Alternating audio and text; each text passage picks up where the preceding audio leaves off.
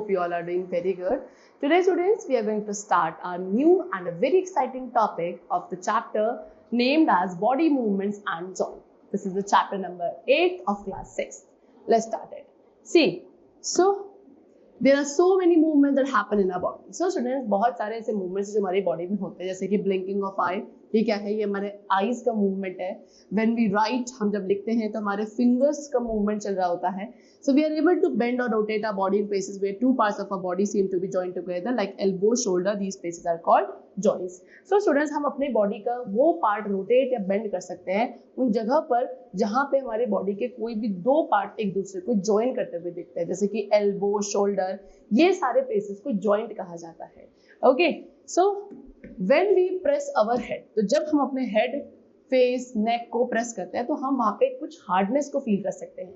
Because ये heart structure क्या है? This is bone and around 206 bones होती हैं एक ह्यूमन एडल्ट बॉडी में, है ना. लेकिन bones can not be bent. Bones को बेंट नहीं किया जा सकता. There are many joints in our bones. हमारे बोन्स में काफी सारे जॉइंट्स होते हैं जिसकी वजह से हम बेंट कर पाते हैं, ट्विस्ट कर पाते हैं. Otherwise movement of bones is not possible. Okay, in our hand one joint at shoulder, other at elbow and third at wrist. जैसे कि हमारा हैंड है, हैंड में एक जॉइंट आपका शोल्डर पे होता है, दूसरा जॉइंट आपके एल्बो पे होता है एंड तीसरा आपके रिस्ट पे होता है.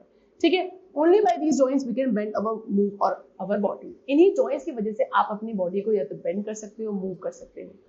There are different types of joints. अब डिफरेंट टाइप्स के जॉइंट्स हमारी बॉडी में होते हैं जो कि हमें different types of movements and activities को कैरी आउट करने में हेल्पफुल होते हैं. Okay, so number one we have ball and socket joint. Rounded end of one bone. अब ball and socket joint क्या होता है? जहाँ पे एक बोन का जो राउंडेड एंड होता है वो दूसरे बोन की कैविटी या हॉलो स्पेस के अंदर फिट होता है. Such a joint allows movement in all direction. And ऐसा जो joint होता है वो डिफरेंट या वो जितनी भी डायरेक्शन है सभी में मूवमेंट अलाउ करता है. That is known as ball and socket joint. Next we have pivotal joint. The joint where our neck joins the head. अब वो joint जहाँ पे हमारी neck हेड के साथ joint है, ये इस पार्ट को कहा जाता है. यहाँ पे जो जॉइंट है दैट इज पाइवोटल जॉइंट. ठीक है. And it allows us to bend our head forward, backward and turn the head to our right and left.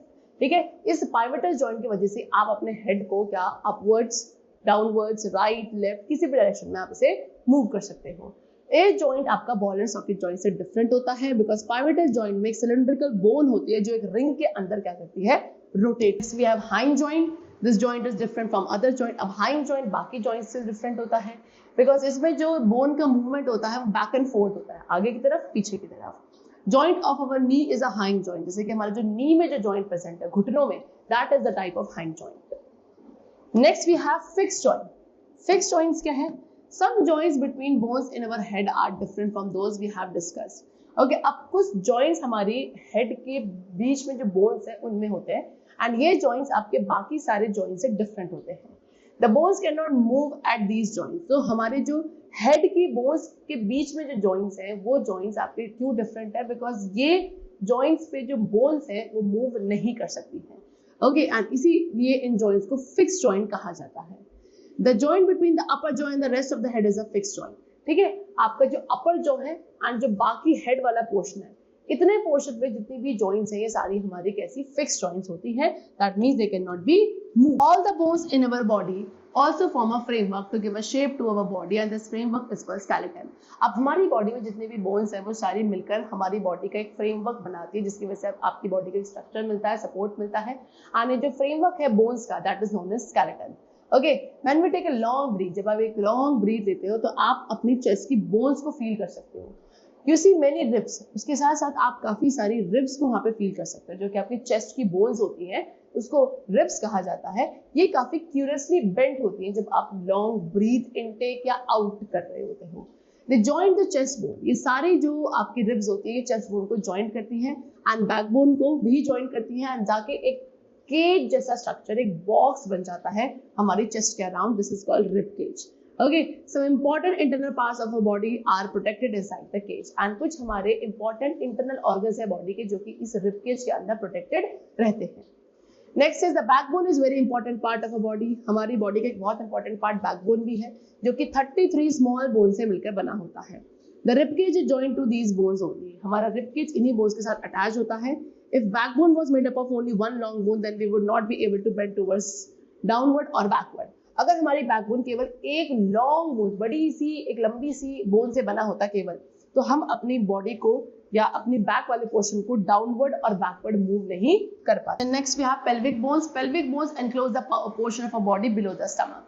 अब हमारे स्टमक से बिलो, स्टमक से नीचे वाला जो बॉडी पोर्शन है वो किसके अंदर, पेल्विक बोन्स के अंदर एनक्लोज होता है। एंड इस पार्ट को आप बैठने के लिए you use to sit this part of your body. The skull is made up of many bones. अब ये आपका स्कल वाला पार्ट है जो कि काफी सारी बोन्स का बना है which are joint together. It encloses and protects a very important part of a body that is brain. Skull के अंदर हमारा क्या एक बहुत ही इंपॉर्टेंट बॉडी पार्ट एनक्लोज्ड है, प्रोटेक्टेड है, that is known as brain. यानी कि स्कल के अंदर क्या लोकेटेड है, brain. There are some additional part of the skeleton that are not as hard as the bone. अब उसके अलावा भी हमारे स्केलेटन के कुछ एडिशनल पार्ट्स हैं जो कि बोन्स के जितने हार्ड नहीं होते हैं, ये इजीली बेंड हो सकते हैं and therefore they are called cartilage.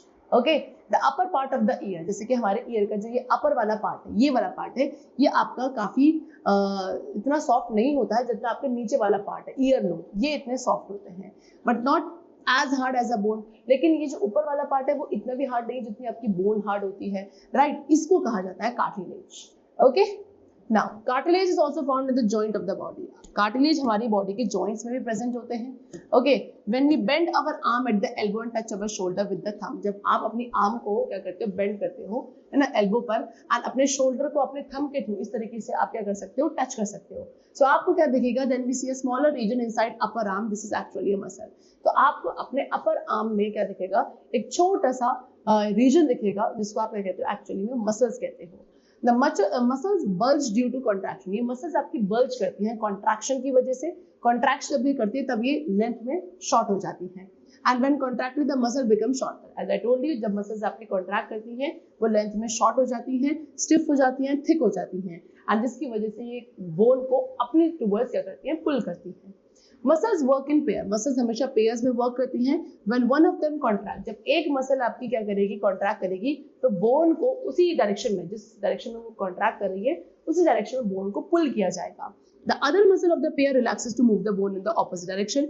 And जो उसी पेयर में दूसरी मसल है वो रिलैक्स करेगी सो दैट ऑपोजिट डायरेक्शन में उस बोन को मूव किया जा सके। The relax muscle contracts to pull the bone towards its original position.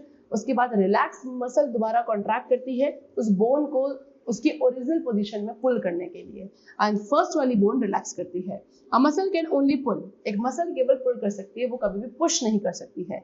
Thus two muscles have to work together to move a bone. इसीलिए दो मसल्स को पेयर्स में वर्क करना पड़ता है एक बोन को मूव करने के लिए। Now next topic which we have is gait of animals. Okay, number one we have birds. Birds fly in the air and walk on the ground. As we all know, birds आपकी air में fly कर सकती हैं, ground पे walk कर सकती हैं।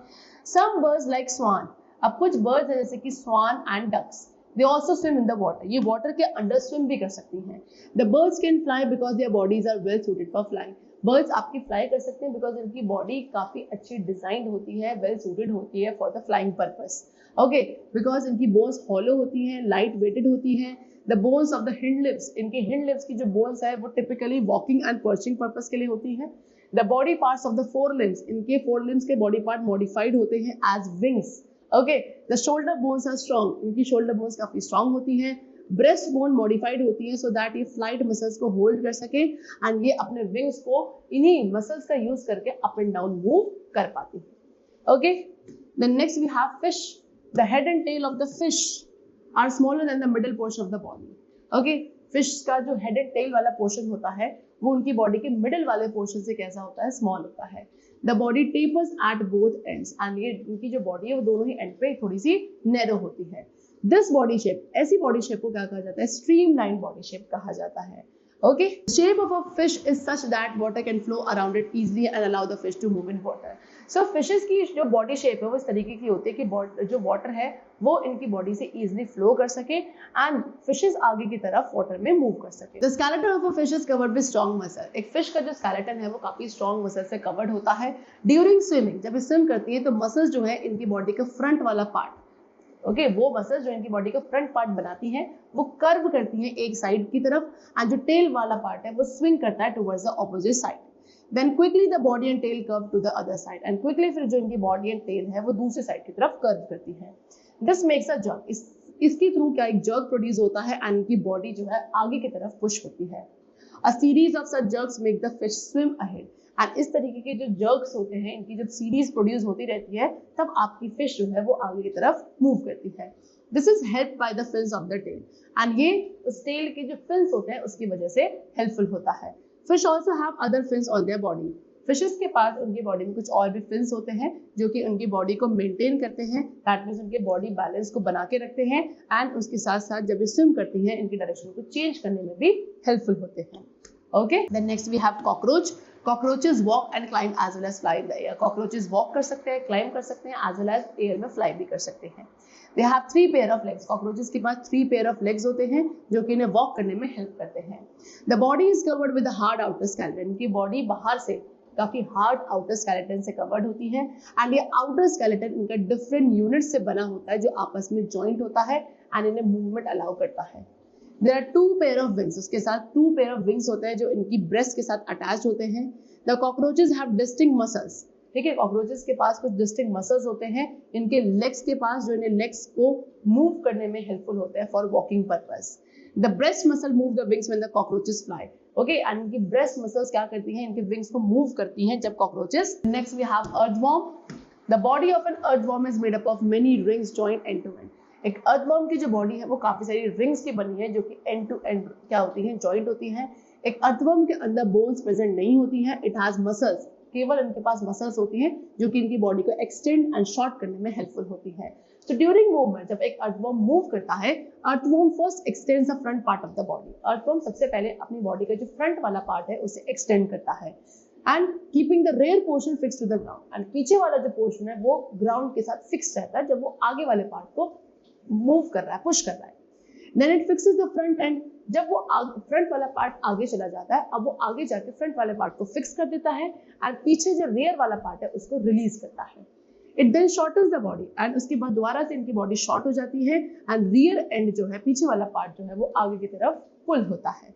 This makes it move forward bye a small distance. And इस वजह से क्या अर्थवर्म छोटे छोटे डिस्टेंस ही कवर करता है, छोटे छोटे डिस्टेंस पे ही मूव कर पाता है। ऑन रिपीटिंग सच मसल्स, आप इस तरीके के मसल के एक्सपेंशन एंड कॉन्ट्रैक्शन को रिपीट करके ही अर्थवर्म सॉइल के अंदर मूव करते हैं। Its body secretes a slimy substance to help the movement, and इसके साथ साथ इनकी बॉडी एक स्लाइमी सा सब्सटेंस भी प्रोड्यूस करती है जो इनके मूवमेंट में हेल्पफुल होता है। Earthworm actually Yeats it's way through the soil. Earthworm actual में क्या करता है, जब वो सॉइल के अंदर मूव कर रहा है उस टाइम पे वो कुछ ना कुछ खाता हुआ चलता है। Okay, its body then throws away the undigested part of the material then it eats. Okay, and जैसे जैसे वो आगे मूव करता रहता है, क्योंकि वो कॉन्टिन्यूसली कुछ ना कुछ खाता है, तो उसकी बॉडी क्या करती है, अनडाइजेस्टेड पार्ट उस मटेरियल का जो वो खा रहा है उसको थ्रो करते हुए चलती है, एंड इस तरीके से वो जो अनडाइजेस्टेड पार्ट है वो सॉइल को फर्टाइल बनाता है, and therefore we say that earthworms make the soil more useful for plant. Next we have snake. Snake have a long backbone. Snakes के पास एक लॉन्ग सी बैकबोन होती है। उसके अलावा they have many thin muscles also.